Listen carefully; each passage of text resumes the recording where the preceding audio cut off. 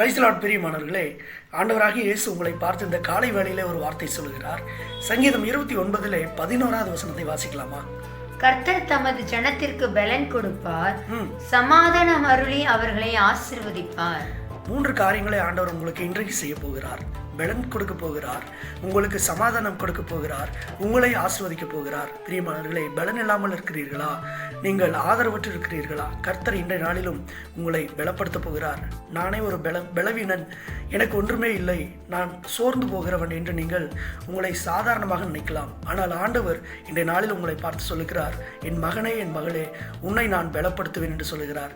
அடுத்து, சமாதானத்தை இழந்து தவிக்கிற என் அன்பு மகனே, மகளே, குடும்பத்தை இழந்து தவிக்கிற என் அன்பு மகனே, மகளே, உனக்கு நான் சமாதானம் தருவேன். இதுவரையும் நீர் கண்டிடாத அநேக நன்மைகளையும் கிருபைகளையும் உனக்கு தந்து உன்னுடைய இருதயத்தை சமாதானத்தினாலே நிரப்புவேன் என்று ஆண்டவர் உங்களை சொல்லுகிறார். அது மட்டுமல்ல, இறுதியாக உன்னை நான் ஆசீர்வதிப்பேன் என்று ஆண்டவர் சொல்லுகிறார். பிரியமானவர்களே, உங்களது வாழ்வு அநேகருக்கு ஆசீர்வாதமான ஒரு வாழ்வாக மாறப்போகிறது. நீங்கள் ரொம்ப தொய்ந்து போகாமல், சோர்ந்து போகாமல் ஆண்டவரை நேசியுங்கள், ஆண்டவரை விசுவாசியுங்கள்.